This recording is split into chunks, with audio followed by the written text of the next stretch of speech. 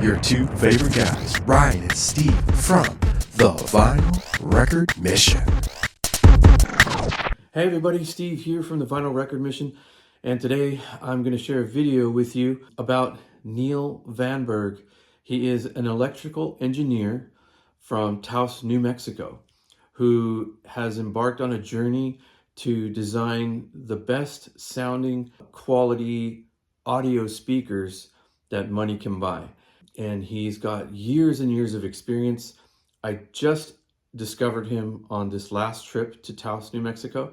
He's been there since 2016, I believe it is. Just an amazing, knowledgeable, kind-hearted, humble gentleman. And he invited me into his workshop there where he has been working on prototypes of Audiophile Dipole speakers, and he just blew my mind with the stuff that he let me hear. So I really want to share this with you guys. Audiophiles and non-audiophiles alike, I think, will be very impressed with what Neal has accomplished and what he's setting out to do. So please join me for this video and this interview, along with some needle drops of a pair of his very, very amazing speakers. Hey everybody, of all things for me to find out here in Taos, I stumbled upon this sign that said Sound Science, and I looked at the door, saw ZZ Top, saw Beatles. I thought to myself, that's got to have something to do with music. So I looked it up and I found out something very interesting, and we're gonna go in and meet the owner, Neal Van Berg, who is clearly an accomplished sound engineer specializing in vibration and sound and all kinds of great stuff. And I think, oh, here he comes. Let's go inside and talk to Neal. Hey, Neal. Greetings. Hi, everybody. Steve here from the Vinyl Record Mission, and I'm in Taos, New Mexico with sound engineer. Can I call you that? I'm an electrical engineer. Yep. This is Neal Van Berg, and he's got a great shop here called Sound Science, where he works on and develops his own speakers. And he's very knowledgeable in not only audio sound, but also turntables and anything that has to do with vinyl records and CDs. And he's going to tell us a little bit about himself and what he's got coming in the near future. Well, hi, Stephen. Thank you for doing this. You're welcome, Neal. I'm going to step out of the picture and go ahead and chat with us. So I started the store about 6 years ago here in Taos. I moved here after the crazy election we had back then. And my goal has been to provide great sounding home audio for everybody, from entry-level systems to high-end systems. And in the process of doing that, I decided that the best speakers, the ones I loved the most, were unaffordable to me and most people, so I started working on my own speaker designs. And we'll be getting into that a little bit as we go along. Okay, so Neal's going to share with us how he constructed the first speaker that he designed when moving out here to Taos, New Mexico. All right. Well, folks, as you probably know, and maybe you don't, but your room determines the sound of the bass in the room and the bass response. And one way to deal with that is to build a dipole speaker. And as you know, throughout history, some of the world's best, highly reviewed, best sounding speakers have been dipole speakers. Magnepans, electrostatic speakers, Infinity IRS betas, etc. They all had dipole bass. And so in order to recreate that, I located a 15-inch woofer from a well-known company that's designed to work without a baffle. So it works well in open space. And I also decided to use the Heil air motion transformer, the original one, because it works down to 800 hertz. And my prototype was built in this frame to see if it worked, and the results were so amazing, I decided to pursue a better looking cabinet in the hopes of being able to sell these nationally. And that came with, when it was completed, it had two 10-inch woofers in there? These are 15-inch woofers. 15-inch? I started with one 15-inch woofer up here, and it just couldn't keep up with the efficiency of the Heil. Right. So I ended up using 2 of them, which worked out really well. Great. Okay. And the material of the cabinet, what did you use? Well, this is just 2x8s. Oh, Okay. So it was just to test the theory, to Right. see if I could do it. Gotcha. And it worked great. And so from here, I moved on to this cabinet. Okay, let me get you over there. That looks Well, like. actually, I'm lying to you. From there, Oh yeah, you did the octagon, I right? did this. This is a metal octagon. And, Wow. And I also have built them out of double octagons, one for each speaker stacked on top of each other. Mm-hmm. And I've sold a number of those in Taos, and they've been very popular. And the sound was pretty staggering. Can you turn that sideways so you can see the side profile and the depth? So Nice. they're not very deep. They have a relatively small footprint. Mhm. You do want to keep them, at least a few inches from the wall. Right. And if you're fortunate enough to use a system that uses Dirac or the Lingdorf Room Perfect, you can place them anywhere you want, and the electronics compensates for their position in the room and their response in the room. And those were that's the open back design, correct? That's an open back. So there was nothing back there, just the Yes. bare speaker, bare speaker to the like world. like And- assless chaps. Right, and when you do a good dipole design, the sound from the front, which we'll call it temporarily positive, and the sound from the back we'll call temporarily negative. Obviously, it's switching Yeah. with frequency and time. It sort of nulls here at the side of the speaker. But this back wave that's moving this way, trying to cancel this wave, and this front wave moving this way, trying to cancel the back wave, they shape each other, and instead of just spheres bouncing around the room, you get a figure-8 radiation pattern that you can steer and avoid sidewall reflections and some floor bounce. And when you do that, you get much better imaging than conventional speakers in a normal room. Right. Amazing. So from there, you went to, what was the next phase of that speaker design? So the next phase was, how could I make a speaker that took up less space in the room and would make more people happy campers? And so then I went to this design. I added a mid-range to see if I could make it sound better. And this design, the speakers are open on the sides, open in the front, and that produces a cardioid bass pattern, which is not quite dipole, but it's still directional, and you can direct most of the energy forward into the room. And it made it really well with this part. And these are also dipole speakers. And the Heil air motion transformer is a dipole speaker. So it worked really well. And I've been very happy with the results. As a matter of fact, I've been happy enough that I don't wish I had done something else. And that something else is? Well, now it's just a matter of making them look better. And Correct. this is the next evolution of this design. The Heil goes here, mid-range here, and the two 15s on either side, and an opening in the back. Right. And all of this is meant to look like a sculpture in your living room that you could be proud of. Yeah, can you pull that out a little bit so they can Sure. see the entire design? It's a beautiful speaker. That's gorgeous. Now, full disclosure, I was here yesterday, and can you turn it facing us now? Or yeah, let's see the back, that's good. And he had a pair of these fully operational, and he let me sit down on his listening couch and hear them, and I'm going to tell you something. I was blown away, absolutely blown away. And that's when I had asked him if I could do the interview with him. And sadly, from the time I was here to today, he sold those speakers. That's how good they sounded. And it wasn't to me, it was to some other lucky fellow who could afford it. But yeah, this is the cabinet that you see here. And I do believe he has one speaker that he has designed that we will be able to listen to. And can you show us that one, Neal? Right. So this is also a dipole speaker. I'm going to move this stuff Okay. out of the way. And these are my prototype entry-level dipole speakers. Okay. And you can see, You can turn it all the way around so you can see that back. Yeah, Okay. there you go. Perfect. so I cross over at 200 hertz to that woofer. Uh-huh. So I allow this full range speaker from Mark Audio to do its thing. And we get a true dipole speaker at a very affordable price, which is going to be approximately $1,000 each. Right. Once they have a nice finish on them. Yeah. And the sound, as Steve will attribute, is quite good.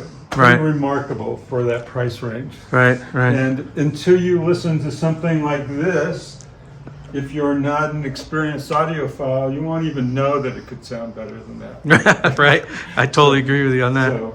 Because I've got in my home, I've got two. They must be 4.5 foot, definitive technology bipolar speakers that have 10-inch subs in the bottom and mids and everything.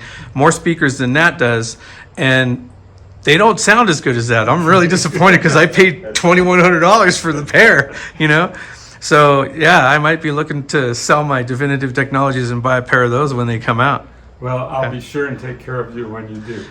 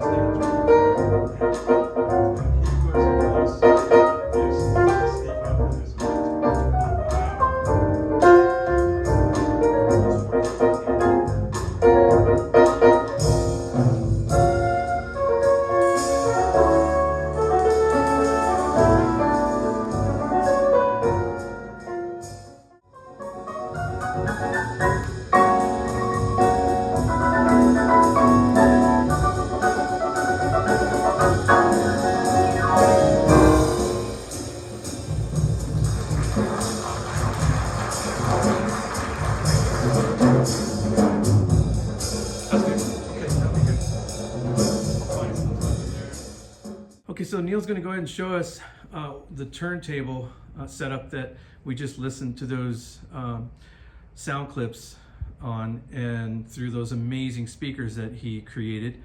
Go ahead, Neal, you want to tell us a little bit about your design, what you did to this unit here? Okay, well first what Steve's talking about is my enclosure or cabinet for the turntable and my electronics.